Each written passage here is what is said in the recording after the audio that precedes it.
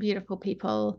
I forgot to record the live call this morning, so I'm going to do this with you, with everyone watching the recording right now. We had a very vulnerable, incredible live sharing afterwards, so my makeup's a little bit of a mess. Forgive me as we dive in. So I'm going to put in the email today the song that we all took in. It's a different kind of song. It's a very inspiring one that really calls us to show up, to live. It may be a really great song to set the energy for diving into this quite in the world thing, which I'm calling tracking, or specifically compassion tracking. So let's dive in. Alrighty, so this is your life. And actually, before I do that, even though I feel it very present, just for you all, for all of us watching the recording, I'm going to call in the light. So close your eyes and just open to that beautiful opportunity that this is your life. And this is your life force. This is your God. This is your love. There is an invisible glue that connects us all. This invisible, loving energy, light, God, source, whatever word we might put on it. We are here in this beautiful body to experience more of it. So let yourself just feel connected to source, to love in this moment. Just let yourself be filled to overflowing with this experience of love, of light, of the highest good. And we do anchor very consciously an intention of the highest good, the greatest love, the greatest joy for today. And we ask that anything that can be cleared and lifted in this process be done. And so it is. Alrighty, so we're playing with a very radical idea that I'm calling compassion tracking today. And I'm putting the premise on the table that maybe if you want more of anything in life, we could use compassion tracking. And what it is simply tracking something daily, and then with compassion and celebration and enoughness, not completion, is how we move through it. And it's been my experience that we'll be clearing out the judgments of who we are or who we aren't. If we do or don't do this, is what's taking place. So I'll give a small example for this. Maybe we want to go to the gym every day or 3 times a week. It's radical, but I'm actually asking us to have this clear, beautiful intention of going to the gym. And then maybe we go to the gym, maybe we don't go to the gym, but regardless, we call it complete. We feel that we did enough gym today, enough. We celebrate ourselves. That was full, that was whole, that was complete. And in that process, what we're doing is we're really clearing out the judgments of, oh, I'm bad, I'm not enough, I'm less if I don't go to the gym. Oh, I'm good, I'm perfect if I do go to the gym. We're really clearing out the judgment, which is the good versus bad, right versus wrong. And we're experiencing that we're loved no matter if we go to the gym ever in our life again. And it's my experience that if we get to that place, if we experience more of that, we do go to the gym more. And I know that's a paradox. I know that's ironic, but that's just my experience and what I'm putting on the table for y'all today. So for me, having the focus of compassion and unconditional loving in my morning practice has helped me the most. The less I've become attached to doing an X number of minutes of meditation every day, And I just give myself permission to feel great, successful, amazing, like a rock star, no matter how many minutes of meditation I do. Ironically, the more meditation I have done. Because for me, my soul does guide me there, right? It's my soul that's completing this for me, even when my human maybe doesn't follow through perfectly. Words really fail. This is very out there. Hang in with me in this. I know this is radical. So tracking does help us find our judgment, right? And it's compassion, loving, celebration, feeling whole and enough, regardless of our mistake, our falling down, our not enough, that's clearing those judgments. So if you really want to meditate, right, and you set a wonderful, powerful intention of meditating for 20 minutes every day, right? And then this is what happens. Life happens, right? We're all just doing our best. Some days we do none, 0 minutes of meditation. Some days we do 20 minutes of meditation.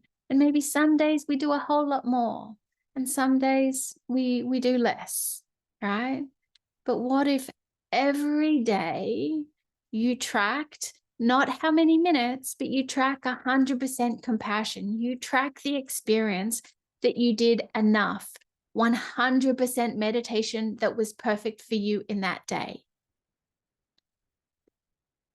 Okay, so let me show you. I'm going to dive in, but first, just a couple more things. Hang with me. The moment that judgment stops, you've made more room for love, for joy, for peace. So really, what I'm doing here, the thing that I care most about is clearing the judgments, the unconscious wiring, the negative wiring, the coping mechanisms, so that I can live more from source, from flow, from unconditional love. Very fucking woo-woo. It's out there right now. And I do want to say, before I dive in and show you how I track, is to very clearly say that you don't need to track. You don't need to do any of these things that I do in my sacred morning practice. I'm just doing my best to stir the pot and trigger us all into what works for us. We all have beautiful days, and we all have an opportunity to get more of our soul, our love in the driver's seat, so that we're living from that, not from autopilot, from our default, from ego. So how do you do that? Take responsibility for that, right? And so before diving into how I do this weird and wonderful compassion tracking, I'm going to say you don't need to do that, or any kind of tracking, right? We can have compassion and loving kindness, and we can create the most powerful morning practice without any form of tracking. And you may have another guiding light in your morning practice, like happiness or service or acceptance, right? Compassion and unconditional loving doesn't need to be your guiding light, but it is mine. I will preface this also by saying I've always loved tracking.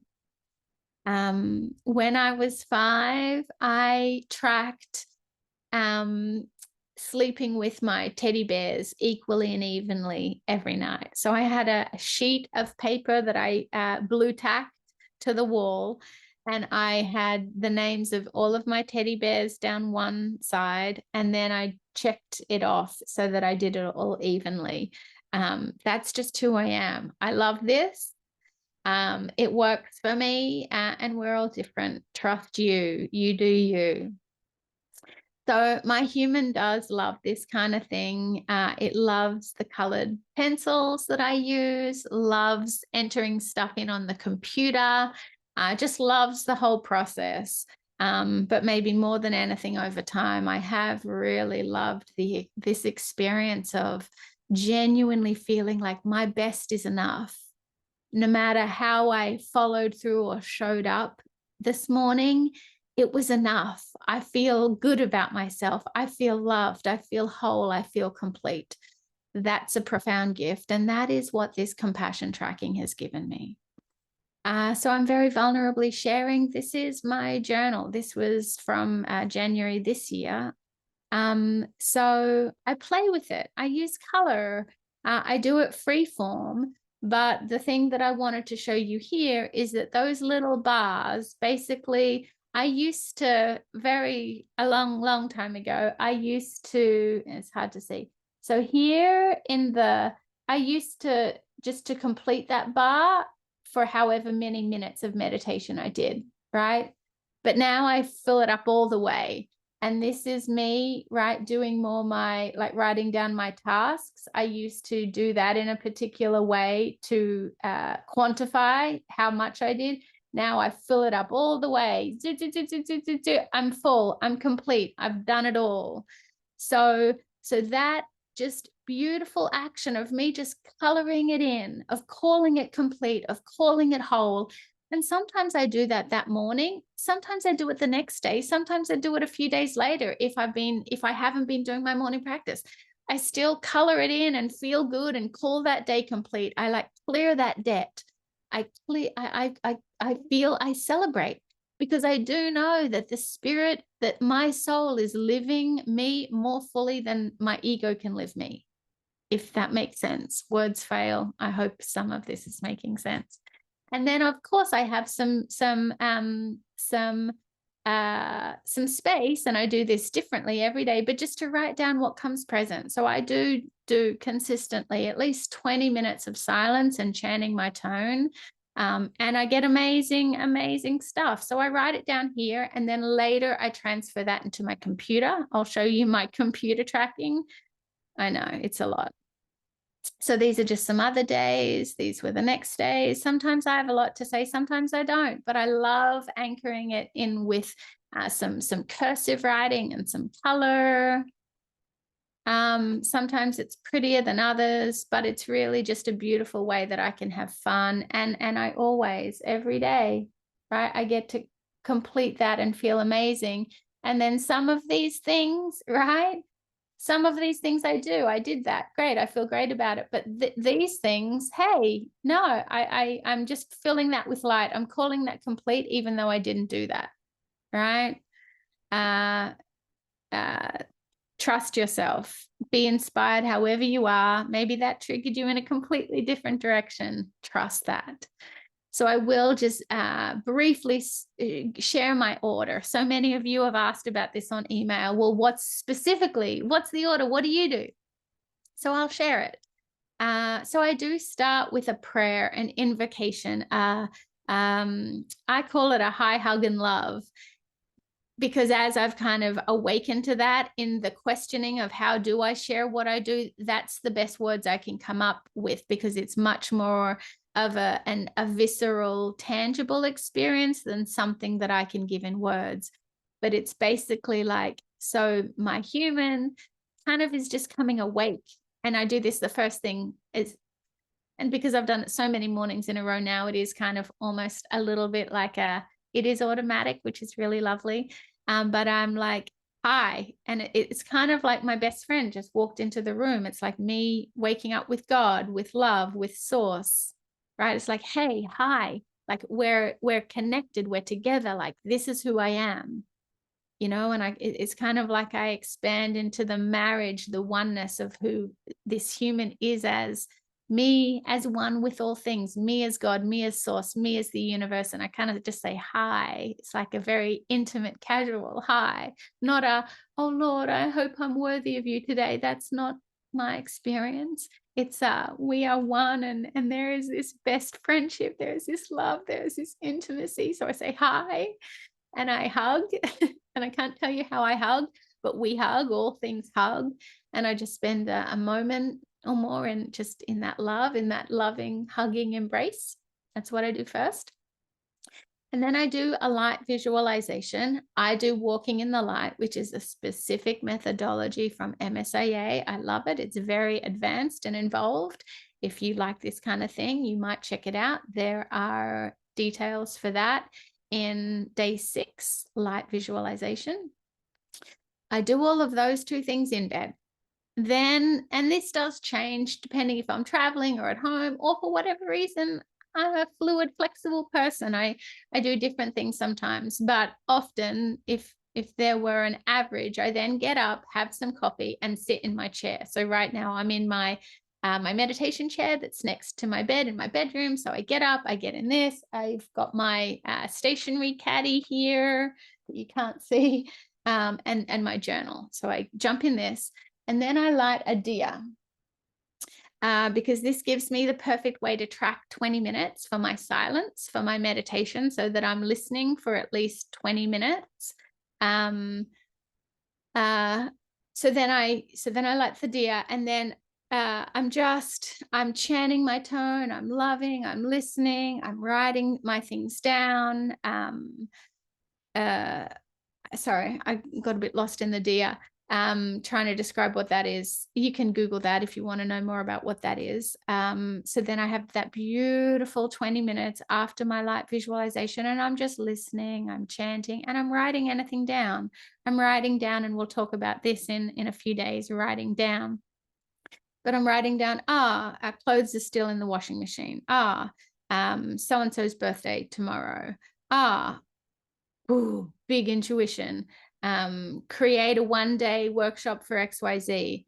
And so much over the last few weeks, I have received the specific words, the specific information that I want to share with you all. I start to receive the text or the ideas or the direction for what I'm about to do in the day. I just receive profound guidance for my very practical life. And so I write that down. And so that part is me really listening and just writing down whatever comes up. Sometimes I do ask specific questions, but often I don't, because I just have the experience that my spirit guides me perfectly beyond how I ask or not. Then I do my 5 steps of spiritual manifestation. I will explain that in day 16. Sometimes that takes me a few minutes. Sometimes that takes me another half an hour.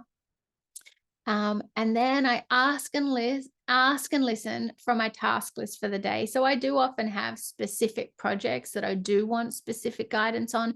When I'm still in this very connected place, I then receive that, right? So it's like, oh, okay, I've got that program coming up, or we're going to XYZ. I just set a clear intention to receive my next steps on those things that are important to me for my task list for today. Very involved.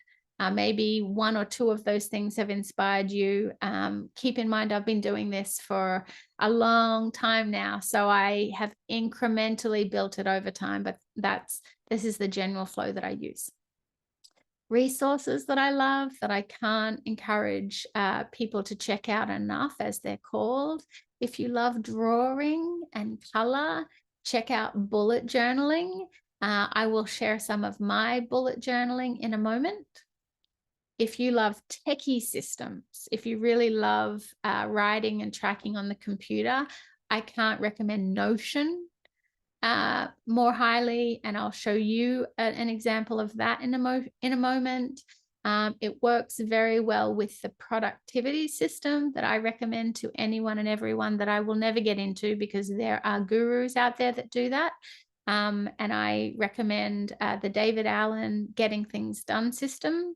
It's excellent. It's what I use in my practical day. I can't recommend it more highly.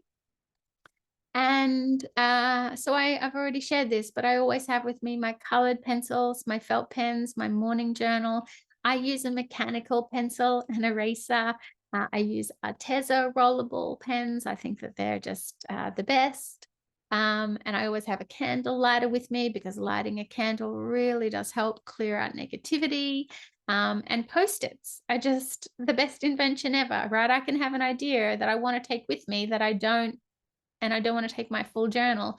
Post-its are a wonderful way to jot down little things. I'm going to put it on the bathroom mirror. I'm going to post it on the fridge, right?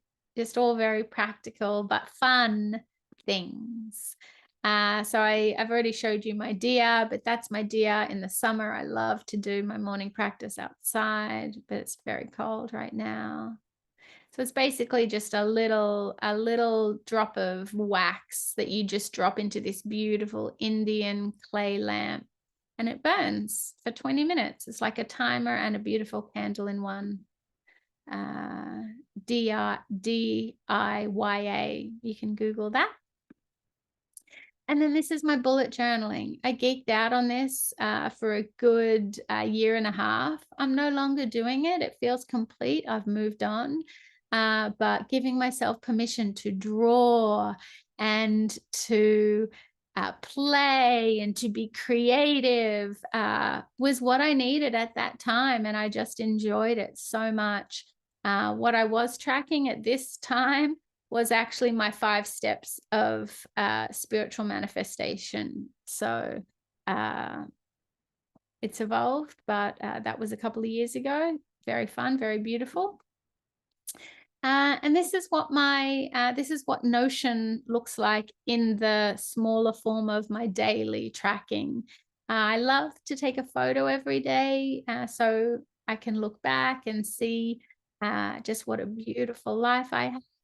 I do track certain things, and then I also enter my ideas, right? My next steps, and then that relates to my productivity system. I don't have the time or the intention to get into such a complicated system like Notion here, but if you're a techie and you love all this kind of thing, Notion is profound. I can't encourage it enough. It's very flexible. And so I will complete by saying again, this is your life,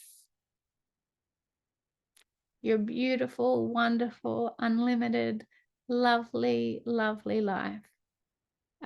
So maybe you're called to spend some time today just further opening to what a sacred morning practice might be for you. But keep playing. I think that's the thing that I say a lot, but it's actually very hard to do. As adults, we find it hard to take on a project or to take on anything and just play.